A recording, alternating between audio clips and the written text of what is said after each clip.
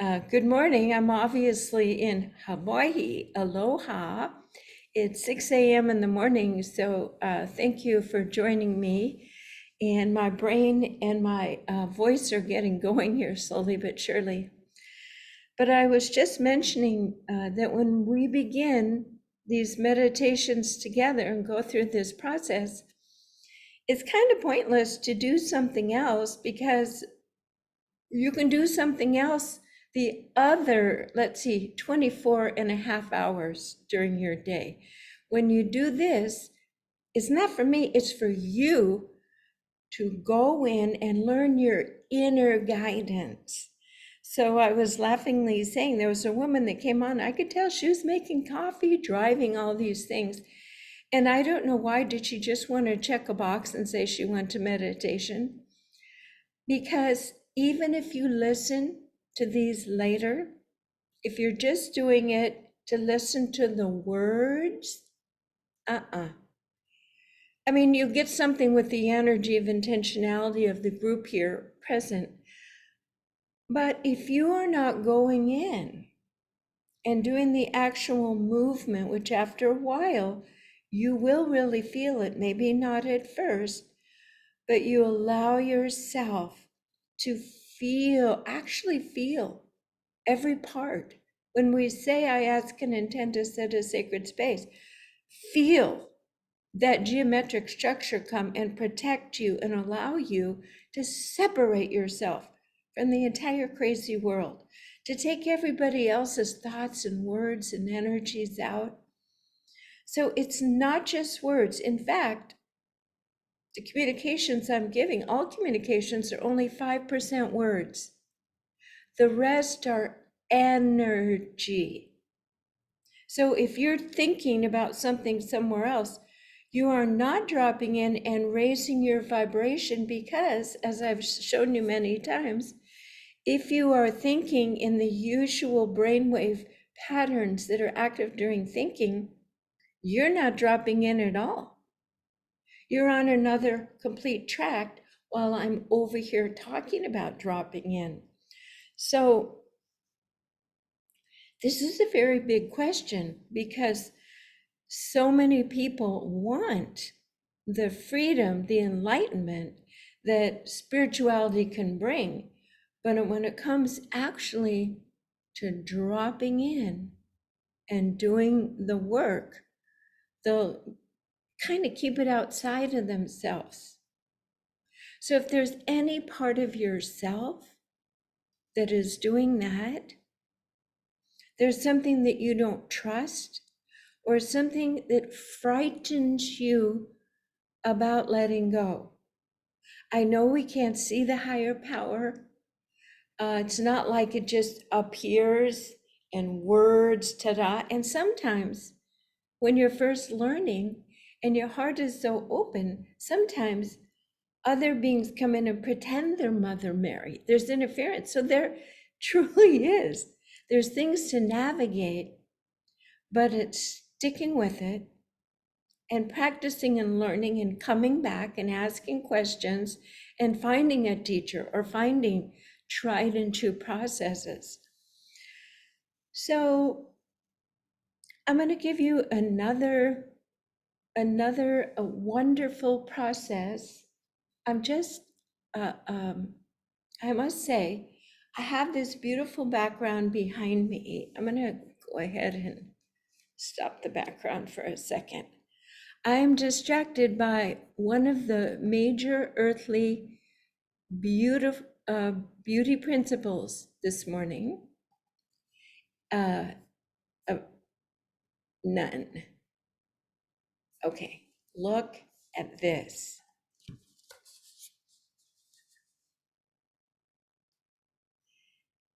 That's real. Just breathe into that. And you know, when you feel the vibration of one of the divine principles, and one is absolutely beauty. So there we go. I was stunned with that just unbelievable beauty. And this is a picture I took last night, a succession of sunset shots. Okay, so back to your spiritual path. If you feel like, well, yeah, you get fully in, you have an experience, and then your life is separate from it, or there's some reason, there's some in between you and actually fusing and becoming this spiritual being, it means that there's still a duality, there is still a distraction, there is still not so much confusion, but maybe a little bounce back resistance. And this is how I got over it. Rudolf Steiner was a great philosopher of the 30s and 40s. He designed Waldorf schools, work situations that were more humane. And I call this the doing nothing process. And I was at a point in my spiritual path where I was starting having breakthrough experiences and excited. But then I was going and leading my regular life, and it just felt pointless. It felt like, who am I? Where do I fit? What is the real person? So this exercise is really wild. You have to have some time in your hands, and I did after my divorce. I got the house and the divorce. So I remember I laid in bed, and while I was laying in bed, the most amazing thing happened when I did this exercise, and this is the exercise. You can't make sure that you've eaten and had some water, and there's a bathroom close. But you cannot get out of that bed or make a move. In other words, you are paralyzed until you have a thought that is worth moving for. And this thought must be in alignment with who you are as a divine being and your reason for being on the planet. And so think about that. You lay there and you lay there. And for myself, I had been a mom, raised 3 kids, and I'm like, well, my daughter's in high school, she got herself to school. Everything that I thought that could activate me to get up was related to someone else's needs that I was filling, someone that I was making feel like I'm showing up in the role that you need for me to show up for your life to work better, and therefore you like me, and therefore everything's cool. And I laid there and I laid there. It seemed like forever.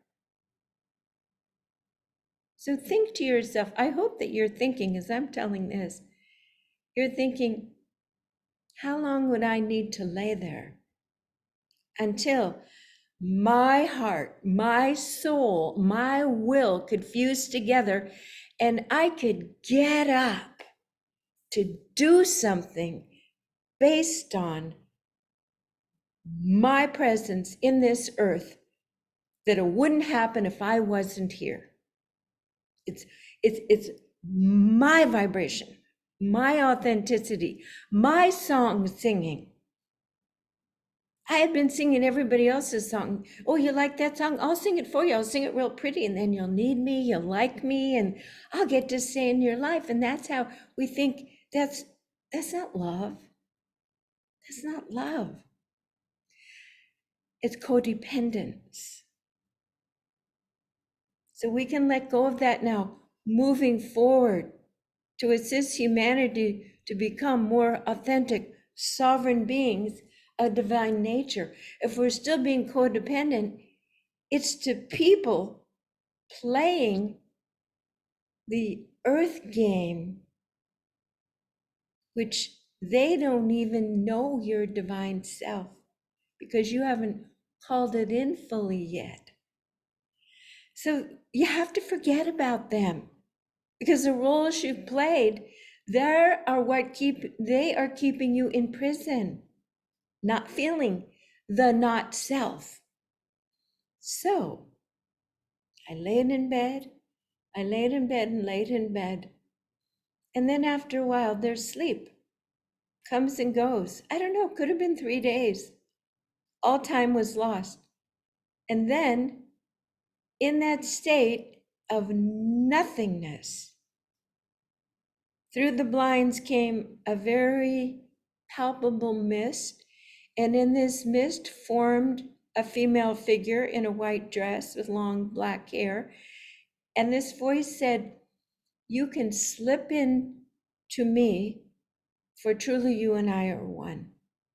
And then she walked over, and it was a beautiful, beautiful event, ritual, this beautiful celebration happening, which since I was her, I got to see. I'm not going to tell you what it is. I want you to be excited and happy about what you are going to experience with this. And then here's the test. Then the next morning, when you do the Be the Light meditation, even if you think, oh, it's rules, it's a box, you do the meditation and you ask again, who am I? What is my role? And again, you don't get out of bed and you don't start the routine of bouncing off other people's ideas of who you are, of who you've been for them, or what they expect, or what they need from you, what they'll pay you for. No, you don't get out of bed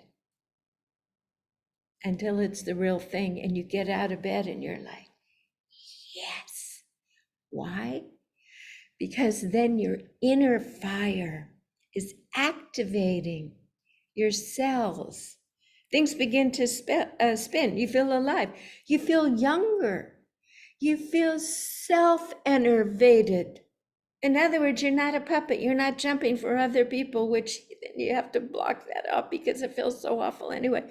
You are breathing at your pace, your pulse, and you are connected, and you become this walking, talking being of a new song, a new harmonic, and people have never heard it before. And they might say, oh, look at Mary. Oh, there's something different about her. She talks, there's something different.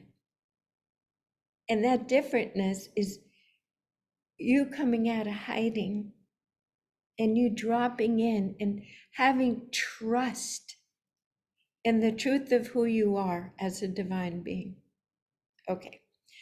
So that, I don't know, that was a little prelude for what we're actually going to talk about today.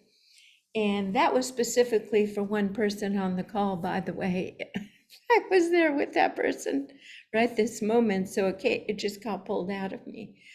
But I want to talk about Hawaii, and I want to talk about Hawaii's role on the planet and how it pertains to you for not trusting the Earth experience, and how yesterday quite a bit of that got mitigated, and over the last month or so.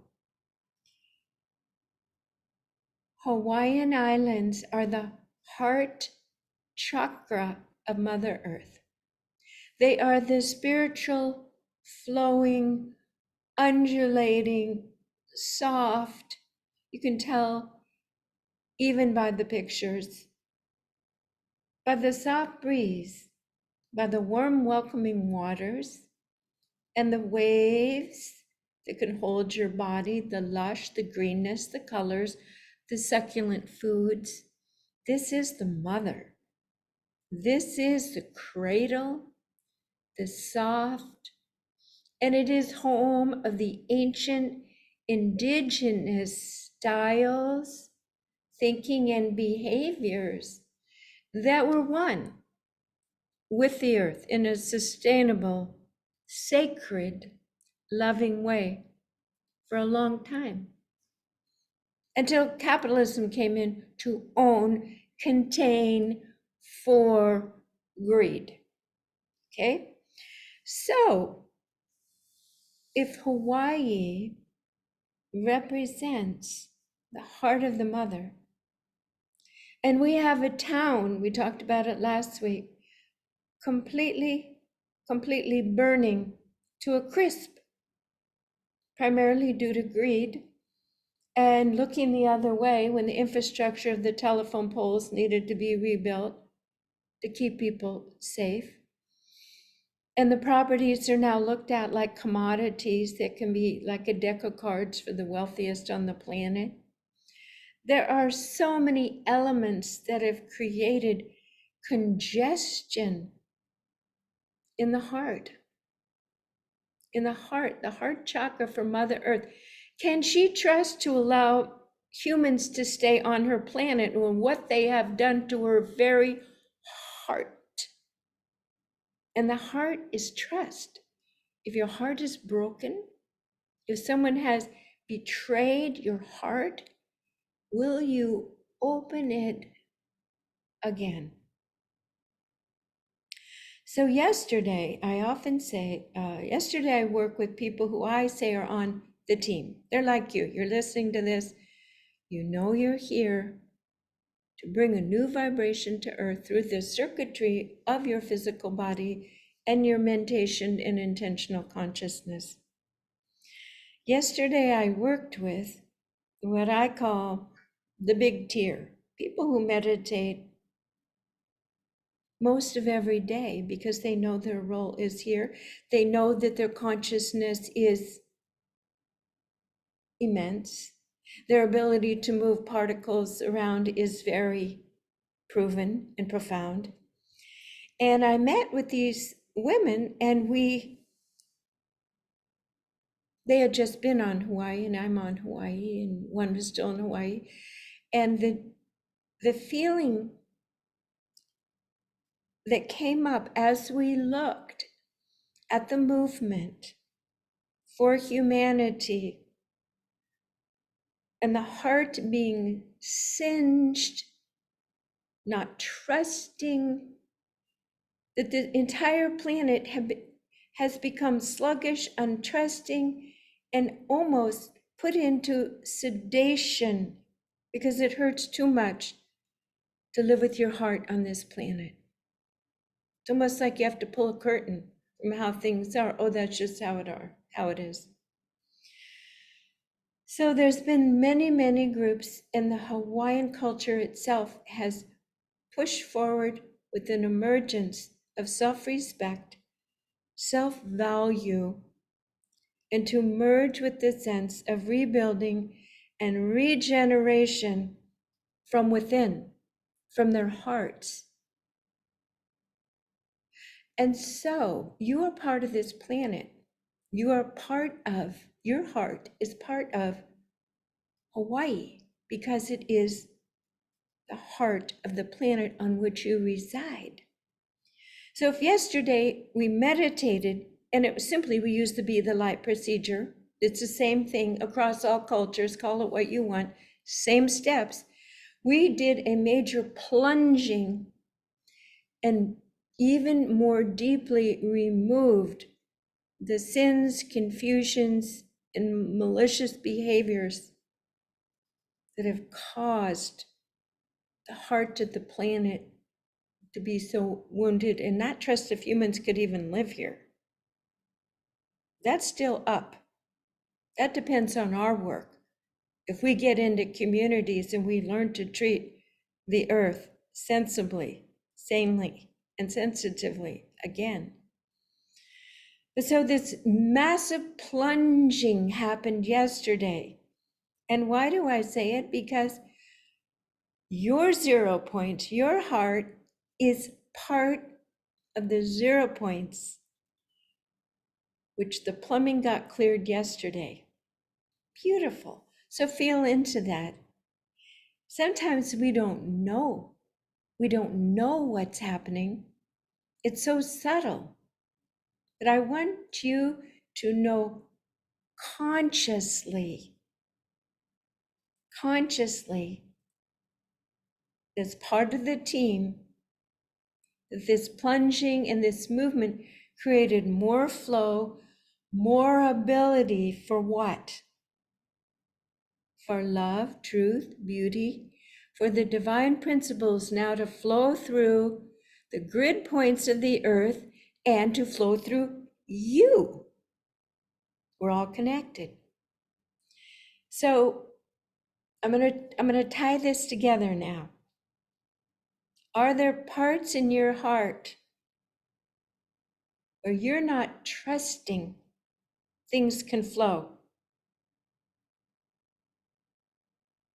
that you can be a sovereign being, and that you can be authentic and be present and do work on this world and get what you need.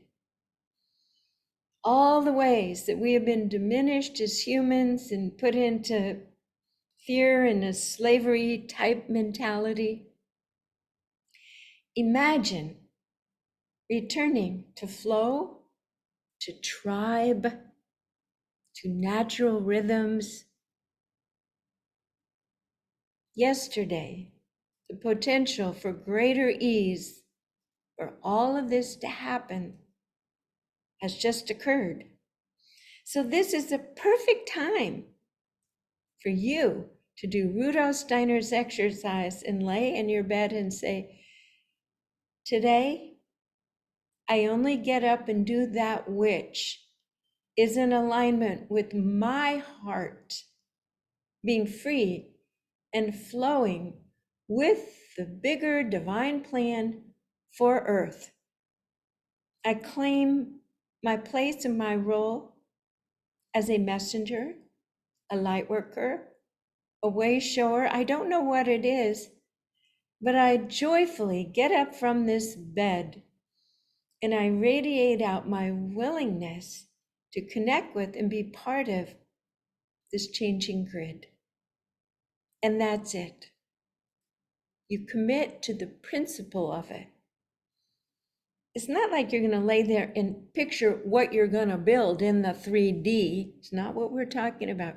We're talking about your heart being unplugged, the flow going, where you get up and you're passionate because it's that energy radiating out that will unconsciously waft across for the right person to call you and say, you know, I got this new project and you just popped up in my head. There is actually here in our earth plane, our conversations and connecting on the phones. And then above us is an entirely different communication system of which we're becoming aware of. And I talked about it last week. Our thoughts find landing places. So when you're doing the vibrational work and you're over 1,000 hertz, your thoughts are really bright and shiny. And those with eyes to see and ears to hear who've been waiting for you to bring your expertise to the team will see you and the work begins. So that's how that works. And that's what I wanted to say about that, because I actually promised this week that we would talk about morphing time. So we're going to do that now in this space. Take off my glasses. We're going to do the Be the Light procedure. Let me give you a few examples. And let's just say, if you have an open heart to the magic, the potential of exerting your will, and to believe that you can shift this reality, we're already halfway there by my previous setting this up. That time is a human construct, and so therefore it's artificial. Time is a space holder so that man can manifest and watch it and name it and all sorts of things, all sorts of reasons, all sorts of social, all sorts of reasons. Authorities, the social systems, everyone uses time to their advantage. And it gives us predictability for social systems. But in itself, time is an open field. So if you were allowed to morph time, what would that look like? I'll give you an example.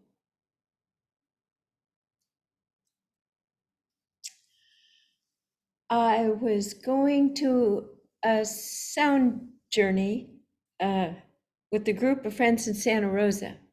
One of them's on this call. And I just learned about time morphing, and I was off to the mall, and I had to get white pants, earplugs, and a pair of socks. I mean, and get to Sebastopol. So I only had like a half an hour, so I could have had 10 minutes to go in the mall and buy three kind of unusual things. This is what you do. I ask and intend to buy all three things that I need in under 10 minutes. I begin now. I went in the mall. There's a white pair of pants on sale on a rack in front of the store where I could see it, my size, bingo. Went to get socks. There was two people in front of me and I thought, no, I got those socks. And earplugs, where do you get those? Well, I found it. And I had time to get a mocha because I had only spent 7 minutes getting those three things. So this week, I'm going to invite you to say, okay, let's say you're late somewhere. Well, that's hard because you're anxious, you're thinking. But have a point A and have a finish point B, and imagine yourself arriving much earlier than you ever would have in the past. These are just examples because you almost need to show yourself in some way that you've done it. So we need the measuring tool of time, right? Right. There's other ways. Then there's morphing space too, but that's often working with other people. You're going down the freeway, you need to get somewhere in a certain time, then you're going to have to broadcast for those other cars to move. But let's focus on time for this week. And here's a good one. Say that you have a letter to write, something to do that usually takes you a certain length of time. And you're going to meditate and you are going to just, whoa, almost like an instant, like a blink. All right. You get to choose your test this week because I don't know what's up for you, but let's just meditate on the principle. Go ahead and shut your eyes. Take a deep breath through the nose and out through the mouth. We each individually, we ask and intend to set a sacred space. We put ourselves in a hold-on of balance. And the minute we do this, whether you knew it or not, we have already changed our time-space continuum. We're going into the state of all that is, where all is present simultaneously.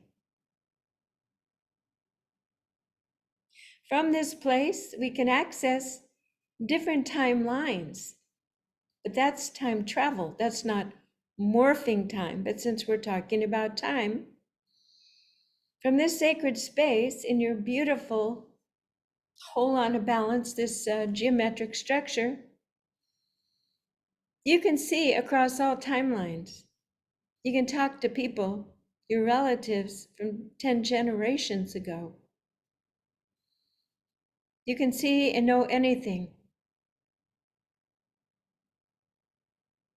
As you sharpen, the fractals, the prismatic energies of your entire system, specifically your heart, your GPS system, you can become all knowing, all seeing, and with lots of little golden tickets to pass go of good for all, harm to none, all powerful, as well as you co-create in the higher realms of vibration, co-creating with the higher powers for good on earth. So we ask and intend that we contemplate time, which is almost an oxymoron or kind of crazy because in this moment, we are timeless. There is no time. Allow yourself to settle in to this truth. There is no time. And knowing that time is a human construct for control and measurement, you have the ability to shift out of that continuum.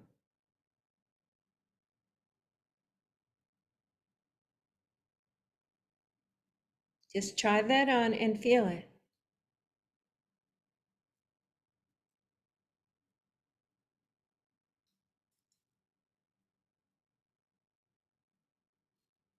Within this state of timelessness, we recognize it's kind of impossible to have a morph time experience because we are already convinced and know and feel and sense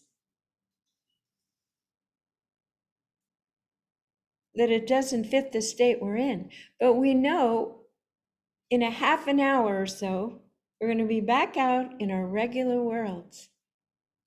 And we are going to take this certainty, this ability to stretch time like taffy,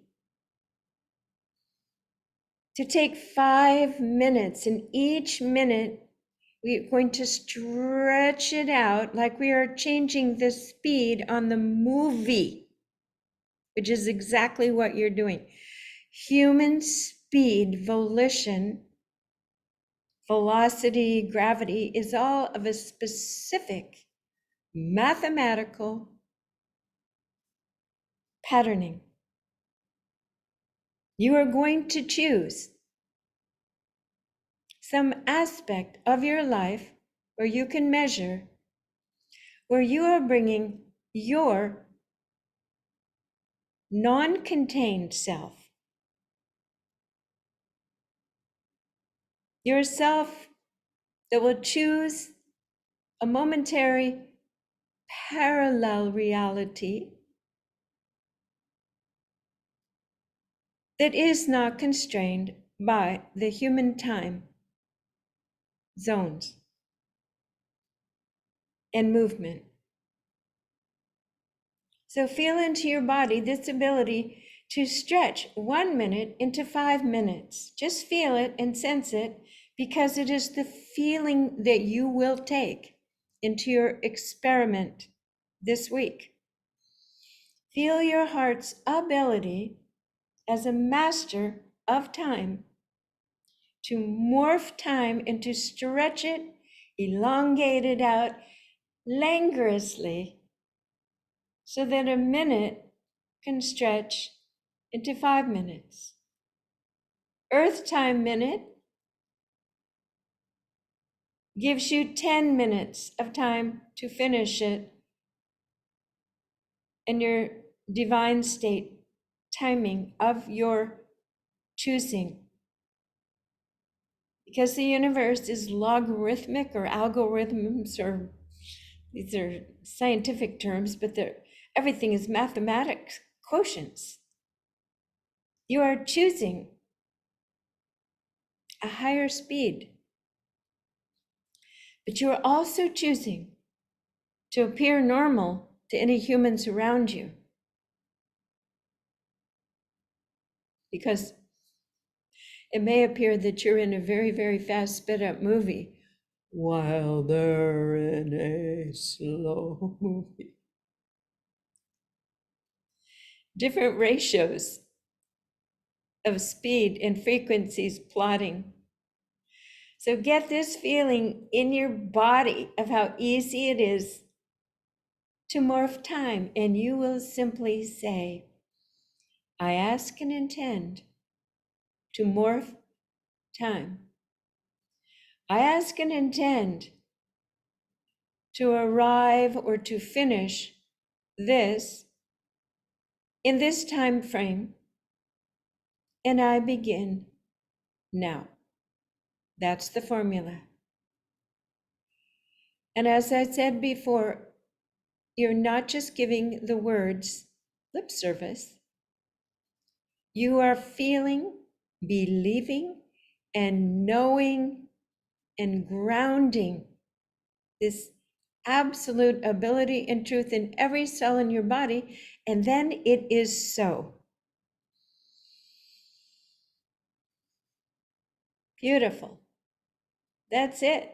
I feel the time morphing anchor is moving into everybody's sensibilities, and this is how we become masters on the earth plane. Our whole body becomes like a magic wand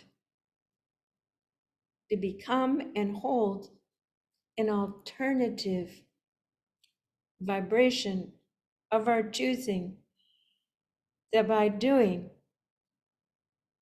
the work day by day, more light, precise guidance of our thinking can be articulated into behaviors of tremendous change for our lives and on this earth plane. So make it fun. Have some real aha moments this week of time morphing. Excellent. Okay. So just relax and put a beautiful golden egg around your energy field when we finish all the meditations. This is almost more like a pep talk.